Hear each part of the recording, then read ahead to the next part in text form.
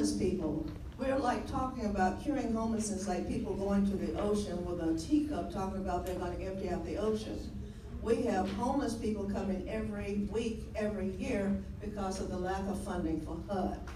So we have got, now that we have won these elections, it is incumbent on us to, since we have the largest delegation in the House, it's incumbent on us to make our congresspeople bring home the bacon and get our funds back to where they ought to be, get them restored, and that is including the funds for funding VA. You got it. I'm sorry. Yeah, no, that's perfect. And what is interesting is, do you know that people who work for Social Security don't get any money from the federal government? It comes from my money and your money and our boss's money, because it comes from the Social Security. That's the only money that is not spent on me and on everybody else who's getting Social Security. It's a little pittance and it goes to them, and they're union. So we really have to fight for them. And that has nothing to do with what we're talking about. I really feel very strongly about it. Now we are going to hear from you, and you have the rest of the time, and we have 14 minutes. Okay, all right. Well, actually, Barbara's absolutely right, along with everybody else on the panel. I brought this book that every single one of you and every elected official should have right now. Wounds of War, How the VA Delivers Health, Healing, and Hope to the Nation's Veterans by Suzanne Gordon. Because we have a president that wants to cut VA health and privatize it, which would be the worst thing in the world. And we need your help, and you need to have this book. This is a fabulous book by Suzanne Gordon. Again, I'll be quick. I got into being part of the Pathway Home because I'm in the Rotary Club in Napa. And the Rotary Clubs across America are mostly filled with a bunch of baby boomers, a bunch of Vietnam vets, and I happen to be the community fundraiser in Napa Valley. So when this $5.6 million program started running out of money, they convinced me to be on the board. And I really didn't have that much experience with veterans until I became the president of the board of the Pathway Home. And in the last 10 years, you better believe that I have become an expert now.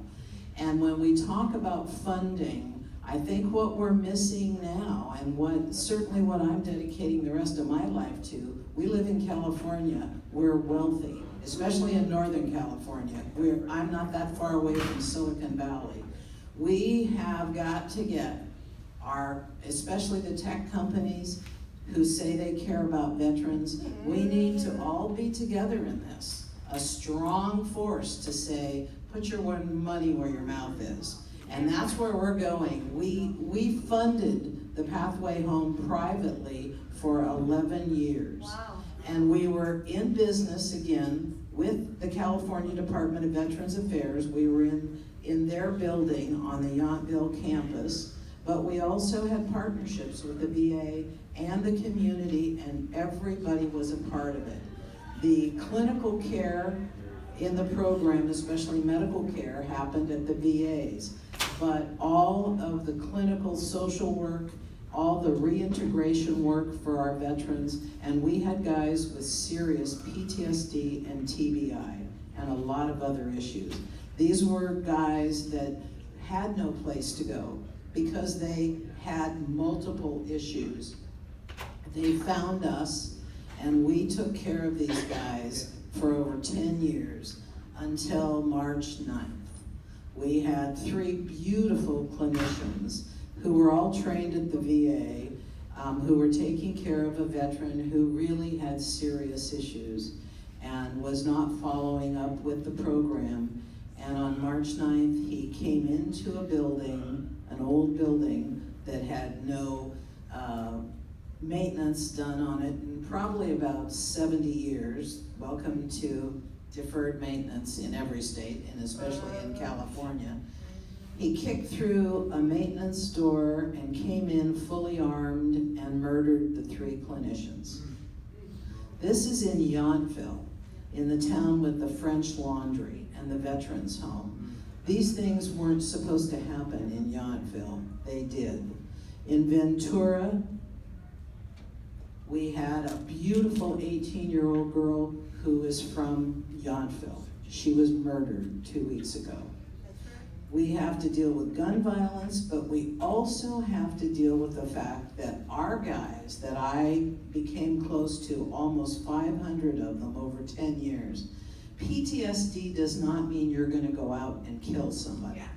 Yeah. You know, we've got to get through this whole thing where it's so easy for the media to say, well, gee, this guy had TBI and PTSD, so he must be a born killer. Absolutely not. What happened to us was an anomaly. But I will say as well, when we are looking at how do we come with these guys that have serious issues, everybody wants to find someone to blame. I'd start with Dick Cheney every time. Absolutely. My Congressman, Mike Thompson, said, you know what, Dorothy, you need to put a whole bunch of 70-year-old grandmothers, Barbara and I are already signed up. And me. And you. And he said there's nothing that scares the shit out of Congress more than a bunch of grandmothers descending. So we have amazing opportunities now, but it requires the public and the private sector to work together. Our program was a model for that. And we decided after March 9th that we are not going to let the bad stuff define our history. I was asked to be a speaker at a national conference on domestic terrorism, which is what we experienced, with our district attorney. And the first speaker was from Parkland High School, one of the students. Second speaker was the sheriff from Las Vegas. Third speaker was the minister from the church in Texas, and our DA and I, we were the fourth speakers. And it was the same pitch. The entire four speakers said, do not let evil win. Do not let the bad guys do this, and stay together and fight for what's right. And Suzanne Gordon, who I've come to love, who's written this amazing book that you're all gonna buy, and make sure that your legislators have this book so that we can fight what's going on in DC right now, trying to privatize the VA.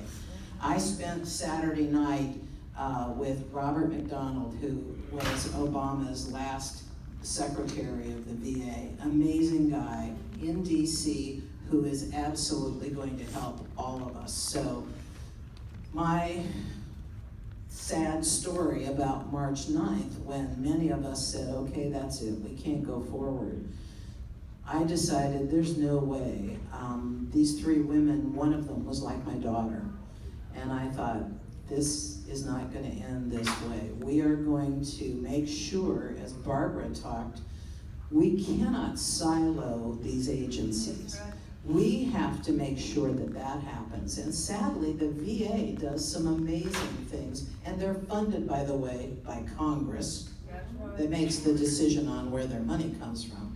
It's going to take all of us. It's going to take private citizens and key leaders and key business people, and it needs to start in California. And we can make this happen, but it has to be a coalition of all of us saying the same thing. You cannot silo your agencies. And I will tell you that after March 9th, the California Department of Veterans Affairs in Sacramento sent me a letter saying that the veterans who were in the building held hostage by this one veteran could not come back on the campus unless I accompanied them.